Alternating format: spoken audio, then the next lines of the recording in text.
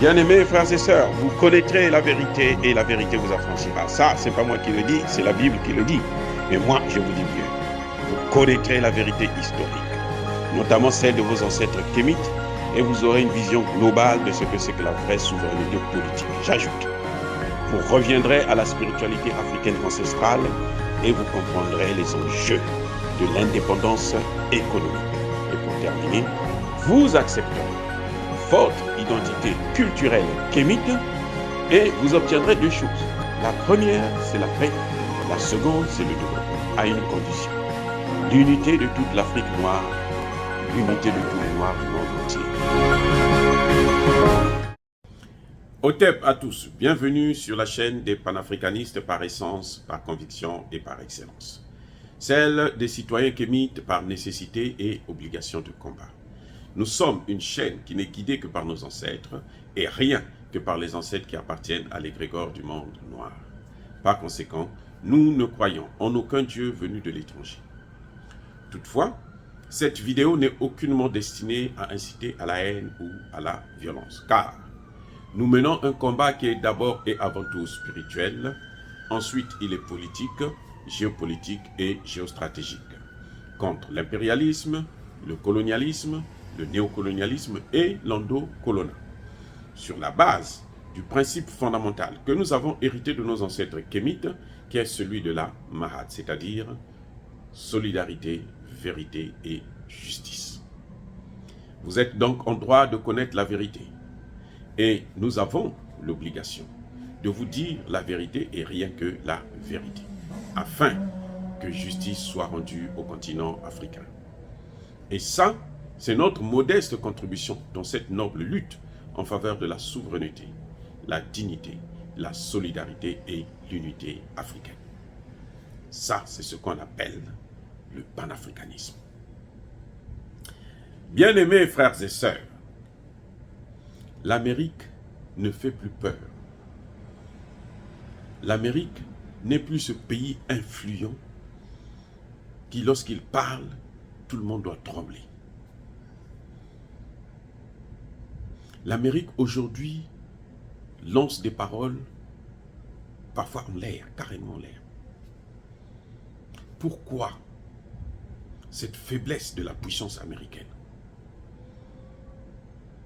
Oui, vous allez me dire que le dollar est toujours puissant, c'est toujours la monnaie d'échange, même si aujourd'hui il y a la Chine, la Russie, l'Inde et autres qui sont en train de mettre à mal cette hégémonie. Mais, en fait, ce n'est pas ça la puissance. La puissance, c'est lorsque un pays se lève pour dire quelque chose.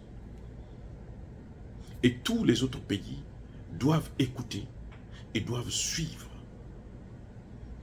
Volontairement, sans la force. Parce qu'ils savent que ce pays, ce qu'il dit, ils ont raison de ce qu'ils sont en train de dire. Je répète. Lorsque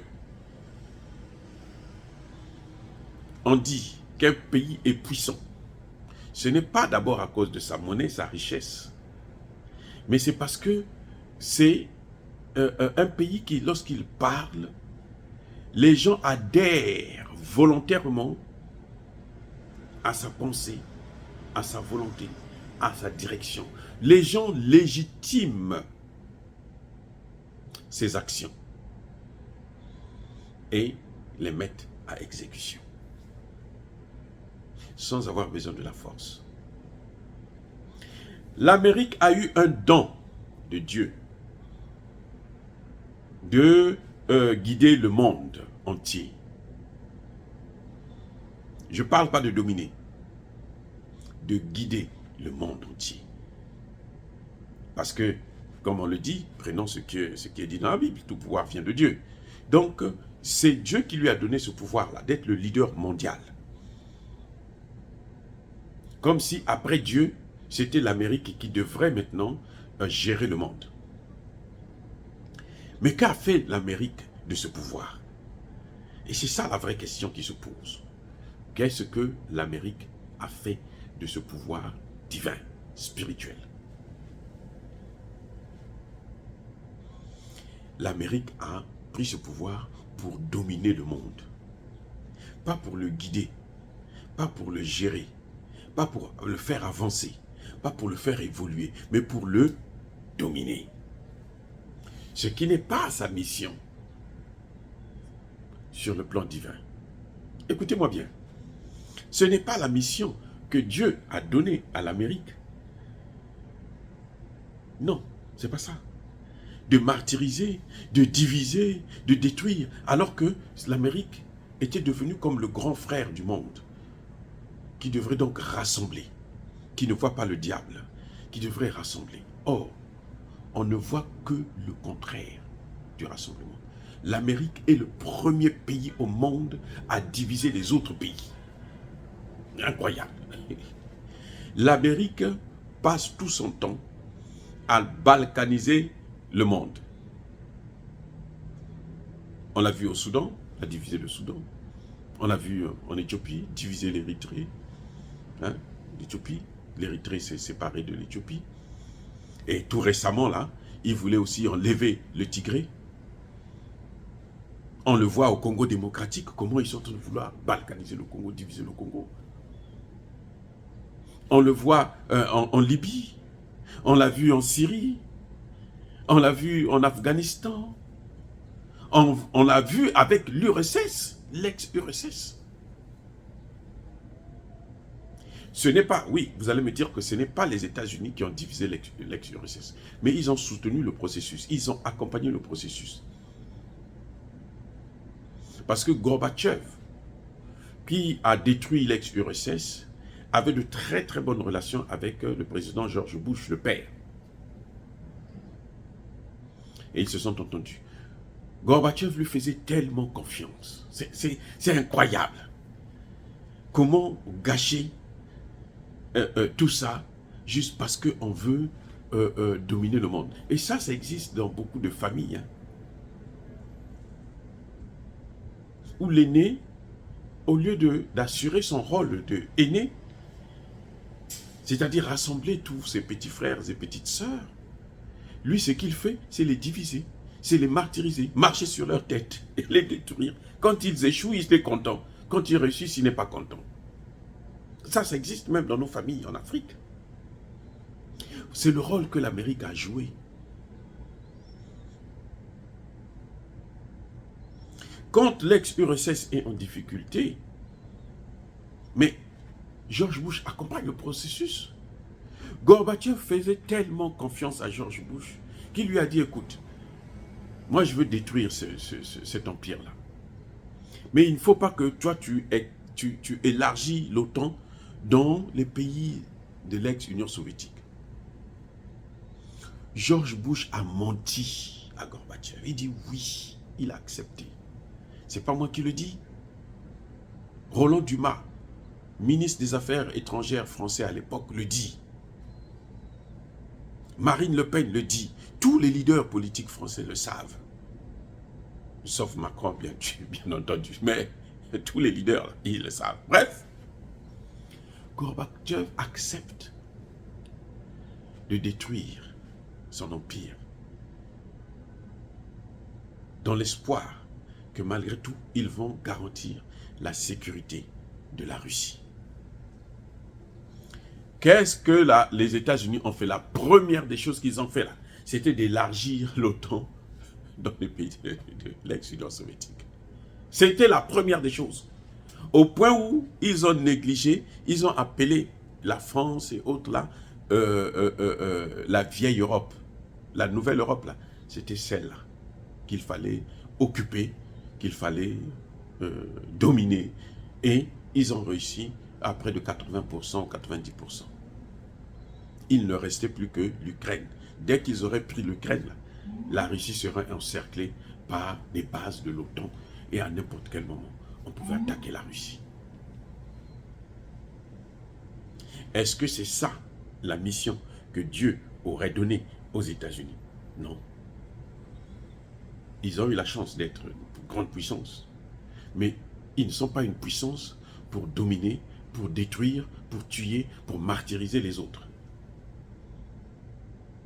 L'Afrique a été la première puissance mondiale. L'Afrique ne s'est jamais déplacée pour aller à l'étranger, pour aller faire des guerres. C'est pour ça que tout le temps qu'il y a eu là, il y avait la paix. Les guerres ont commencé contre les Occidentaux. Les Français, les Espagnols, les Anglais et autres ont commencé à venir en Afrique, à occuper l'Afrique, à faire des guerres pour piller nos matières premières. Voilà comment on est arrivé là. Et maintenant, après la Seconde Guerre mondiale, Dieu donne à l'Amérique le pouvoir de gérer le monde à sa place. C'est comme ça que je vois ça, hein, spirituellement parlant, en tant que docteur en sciences politiques. C'est comme ça que je vois ça. Et l'Amérique en abuse. Elle a tellement abusé qu'aujourd'hui sa parole ne compte plus. Vous voyez, l'Amérique a dit là, que tous les États africains qui coopèrent avec la Russie, nous allons les punir. Quand elle a sorti ça là, même pas quelques semaines, c'est le Cameroun va signer des accords avec la Russie. Et de plus en plus, les États africains sont en train de choisir la Russie. Vous voyez, au Congo démocratique, là, ce que demande la population, Tshisekedi résiste, mais il sait que s'il résiste, là, continue à résister, là, en la prochaine élection, là, il ne sera plus élu. Il aura ce peuple-là sur son dos. La population, là, la jeunesse, là, elle demande à ce que Tshisekedi puisse faire partir la MONUSCO et fasse venir les Russes. Même le Bénin qui est en train de faire des beaux yeux à Emmanuel Macron tout récemment là, lors de son voyage, a les yeux tournés vers la Russie. Parce qu'on sait que le seul pays qui peut nous apporter la liberté, la souveraineté, qui nous a jamais colonisés, c'est la Russie. Les gens se souviennent de ce que les États-Unis ont fait d'Haïti. Les États-Unis et la France. Regardez ce qu'est devenu Haïti. Une loque. Un pays à ramasser à la cuillère. Ça, c'est leur travail, ce qu'ils savent faire le mieux. Donc, la parole des États-Unis ne compte plus aujourd'hui. Anthony Blinken est obligé d'aller lui-même au Congo démocratique, en Afrique, là, au Congo, au Rwanda et puis en Afrique du Sud, pour aller voir comment il faut maintenir encore, sauvegarder, sauver les meubles, colmater les brèches. Personne n'écoute encore l'Amérique, parce qu'elle a trop abusé avec son pouvoir. Ce n'est pas parce que tu es l'aîné que tu as tous les pouvoirs, que tu vas maintenant torturer les autres. Le jour où ils vont se révolter, vous n'allez pas vous les comprendre. Et ils vont oublier que vous êtes l'aîné. Ils vont oublier que vous avez reçu un pouvoir divin. Voulant trop gagner en paire. Vous êtes influent. Arrêtez de martyriser les autres. Regardez ce qu'ils sont allés faire en Irak. On nous a menti que l'Irak avait l'arme nucléaire. Tout un pays ment. Qu'est-ce qui s'est passé? Et voilà ce que ça donne. Est-ce que vous croyez que les historiens irakiens ne vont oublier ça? Qu'on est venu tuer des millions. Il y a près d'1 million de personnes qui ont été tuées dans cette guerre. Vous voyez, on nous a menti là, en Libye. Les mêmes Américains, ils ont menti. Ils ont demandé l'autorisation du Conseil de sécurité pour protéger Benghazi. Et ils sont allés pour détruire la...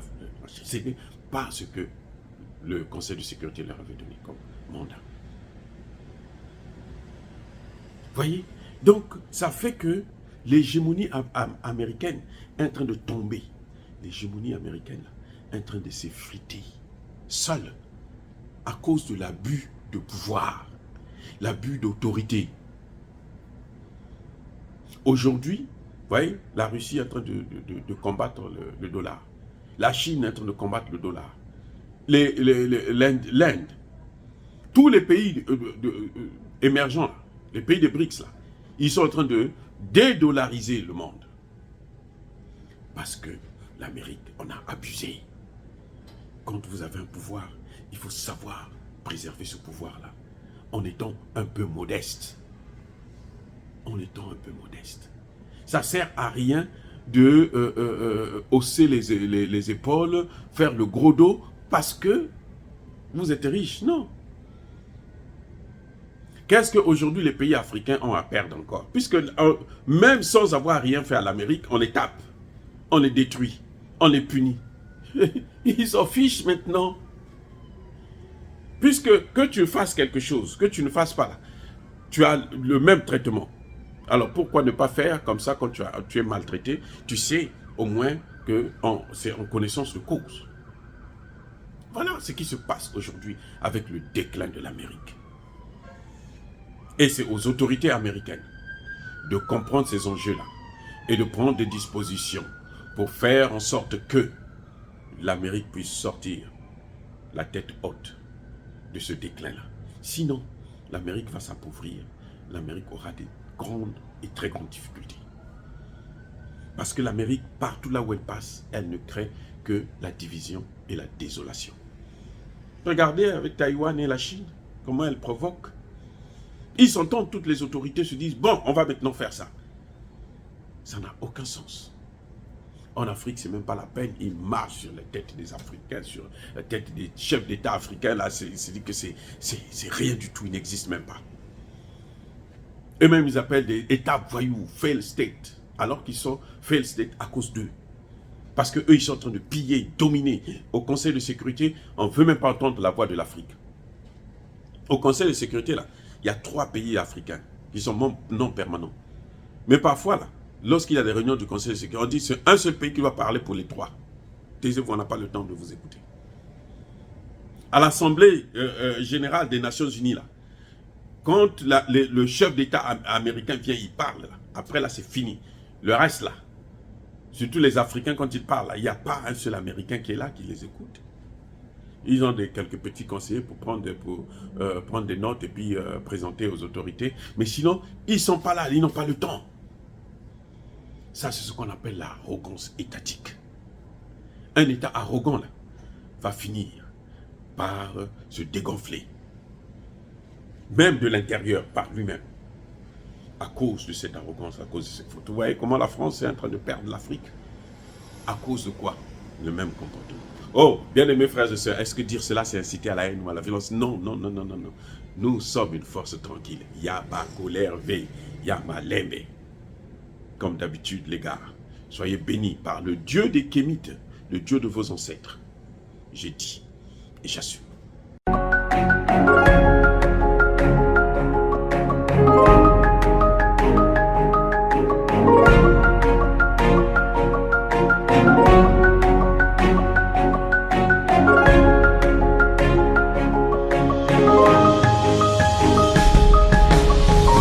Eux, ils marchent par la foi et non par la vue. Mais moi, je vous conseille vivement de marcher par la connaissance scientifique et historique, notamment celle de nos ancêtres kémites, par les 5 sens et par l'intelligence. À vous, à Pierre.